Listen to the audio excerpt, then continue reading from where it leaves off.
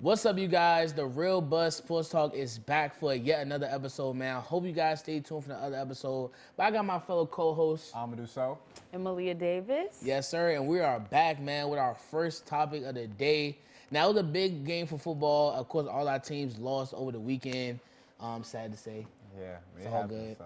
We're not talking about it. Especially I'm not talking about it either. Yeah. But going into our first topic, which team in the NFL right now can have a long playoff run?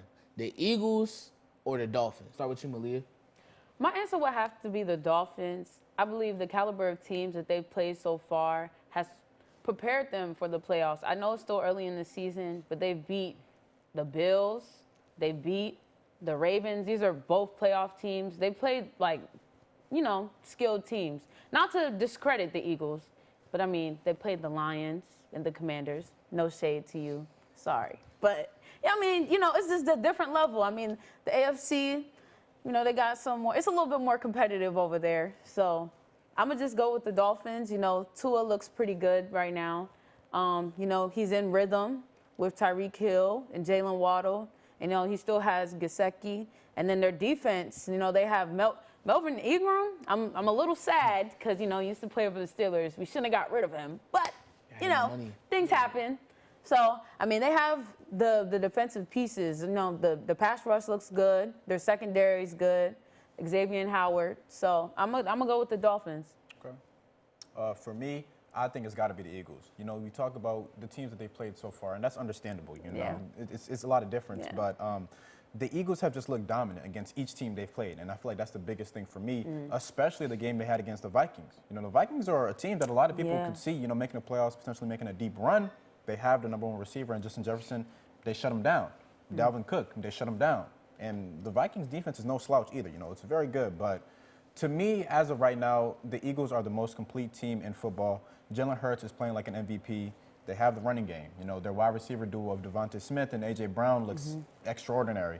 Of course, the offensive line is great.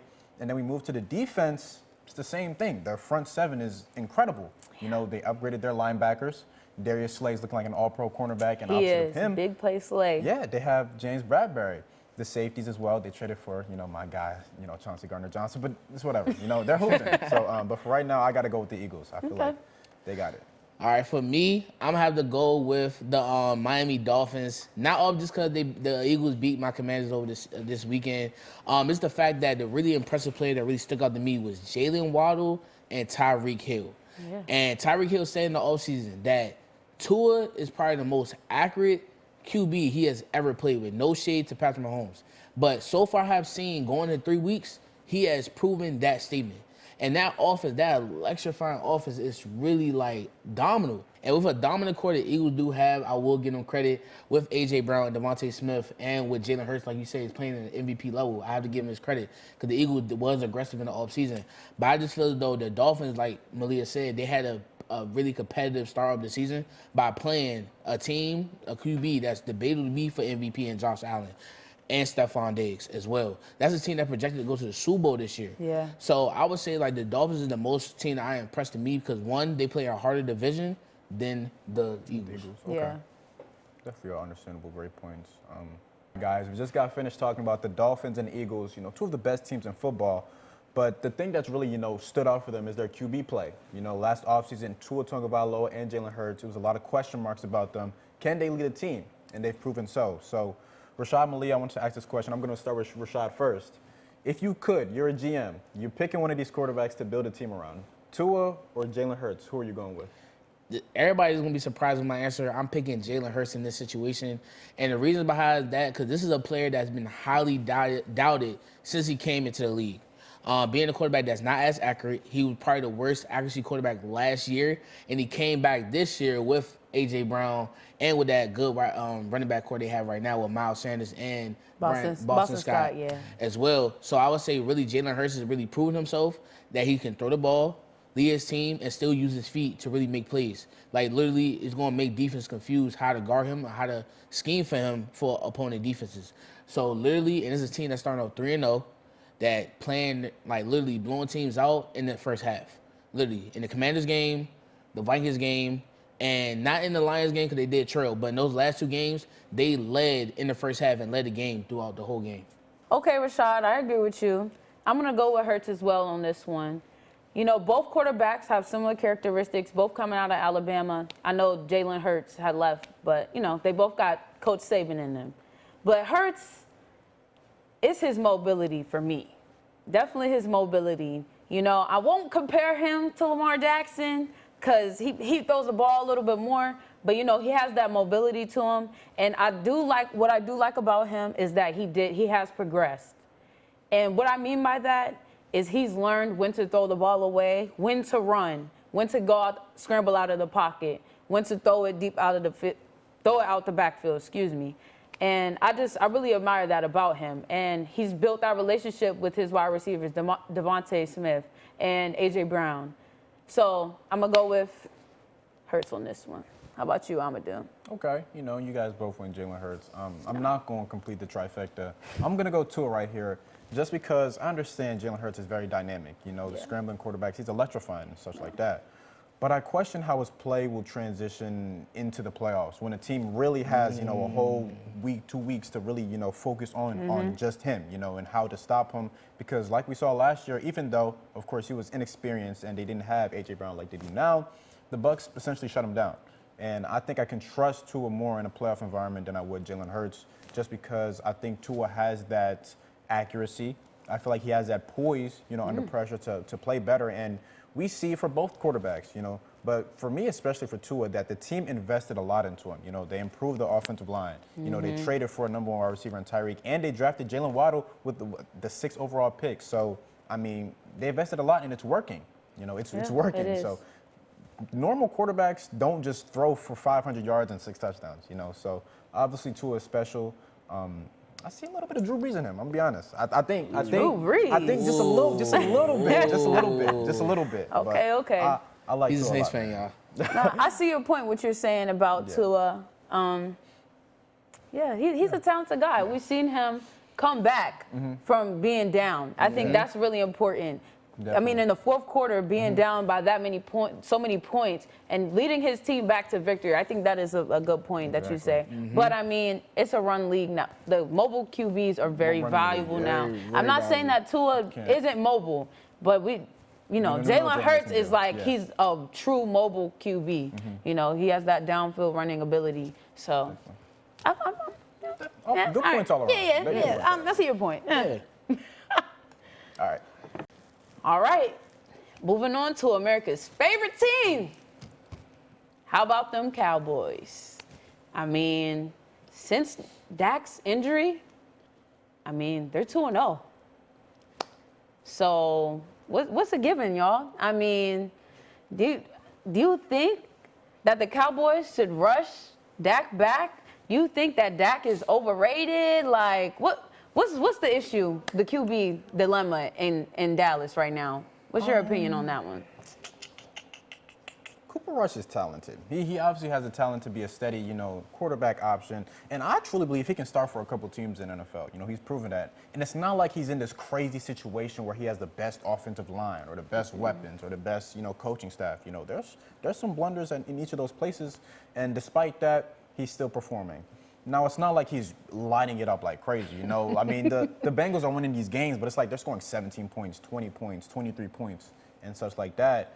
But at the end of the day, it doesn't matter what the score is. As long as you win the games, that's all that matters. So if Cooper Rush continues to play like this and the defense stays dominant like they've been, I really don't see any reason to rush Dak back.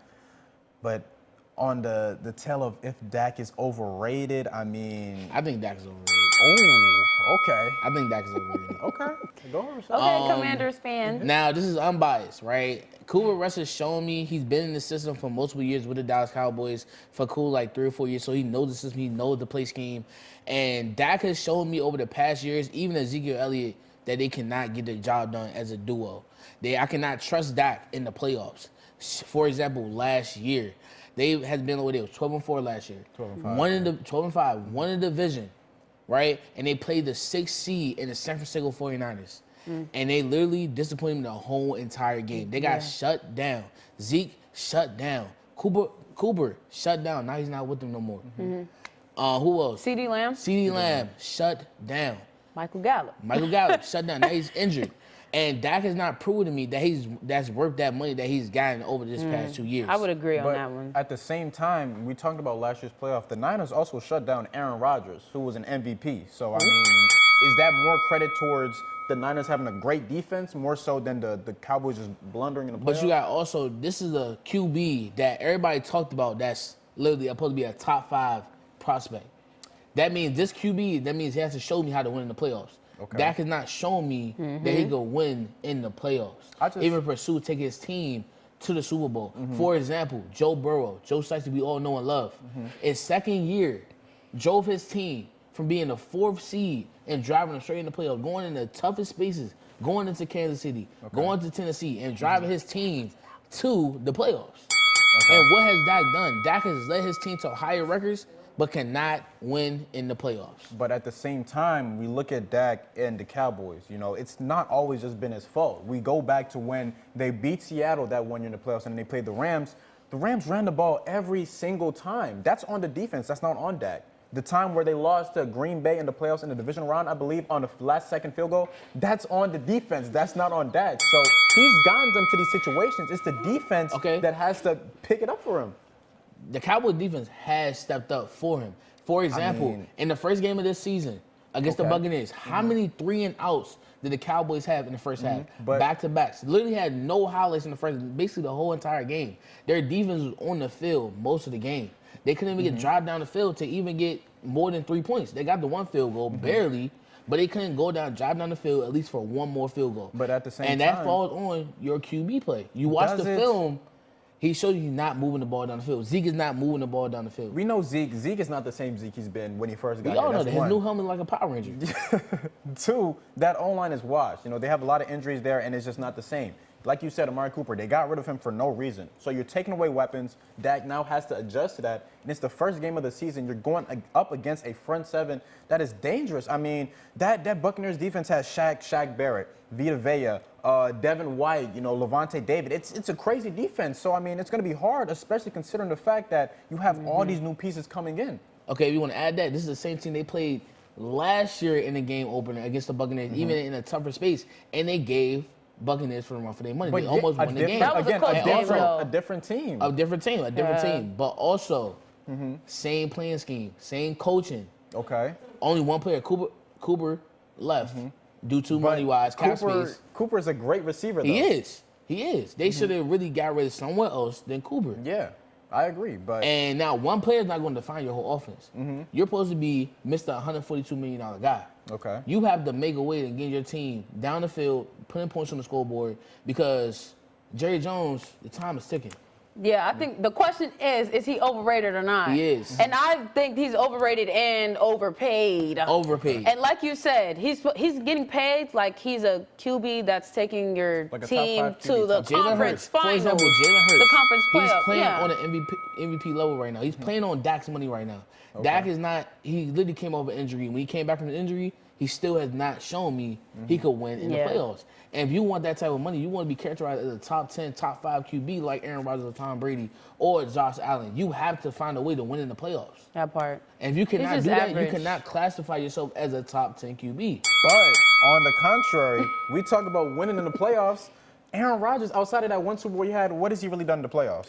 Josh Allen. Rodgers, though. Not too much. Josh Allen. Not too much. Who else? You talking about Josh Allen? He made it to conference championship. Great, but they got smacked by the Chiefs. Don't Josh Allen has more playoff wins than Dak Prescott? Does he? I don't know. I think they both have does. 2, He 3? does. He definitely does. Dak has 1. Yeah, Dak has 1. Okay, and Josh Allen has the better team, though. They have the better coaching Dak staff. had a Why are you perfect making team excuses hold for on. him? It's not excuses. No. The team, the Cowboys team, they had Michael Gallup, Okay. Cooper. Michael Gallup was hurt. He was injured. You still have Cooper. You have a $90 million running back in Ezekiel Elliott. We all know Zeke is not the same anymore. You have Pollard, that literally like a special piece on their offense. Michael Parsons, DeMarcus Lawrence, Randy Gregory on the defensive line. Your lockdown corner, Trayvon Diggs. You mean to tell me you cannot be that type of team? Like the Bills? You can, but it's not only on Dak. Like you said, all those pieces have to work together. You know, Zeke is not the same. It starts player at the anymore. QB. Does it? The So it defense starts does at the their QB. part. The defense does their part. Watching Cowboys game, the defense does their part. But also, so the offense, who's the leader of the offense? What about the play calling? Who's though? the leader of is the the play offense? calling good? I mean, come on. Sometimes the Their play play calling calling can be is very, suspect, very but bad. some Yes. Okay. but some plays are on Dak. On plays are defense, different on who they Dak. going to look at on defense for the main captain, Micah Parsons? They're going to look at DeMarcus Lawrence. linebacker, yeah. On that offense, they're going to look at Dak Prescott. Okay. They're going, what is he doing? Well, he's the leader. You have to bring your crew together. You have to unify your team as one, as a QB, because that's the first person they're going to look at. When Carson Wentz start messing up, they're going to look at Carson Wentz. Or they look at Jameis Winston. You're going to look at Jameis Winston. That's the number one captain on your offense. They're going to look at the QB. But it's not like, I mean, look, I think Dak is not the only problem, okay? He played He's bad in not the some only games. problem. He's not the only problem, Yeah. but he's the general. He's Okay. the general of that offense. That means you're the face, you're the reflection of your entire offense. So do you not, you don't trust Dak? No. You think they should move on from Dak and have Cooper Rush be the No. quarterback for the I'm I not don't saying think that's that. the I'm not saying answer. if you're paying this man 100 you better play him. Okay. And for right now, I wouldn't rush him back. That's the question. I wouldn't rush him back. Keyword, Cooper Rush. So literally, I would rather keep Cooper in the scheme right now. He's 2-0, going to face our Commanders, might end up pulling up that win. Not gonna lie, the way we keep playing. Okay. But just keeping it real, I would not rush that. Yeah, Really? I think Cooper Rush is a good option for them, like short term. You know, he's making the throws. He's doing what he needs. He's doing his job. And that's just what they need right now. Somebody to do their job. So, yeah. I swear when I serve, now I be surfing swag. I'm on hypnotic.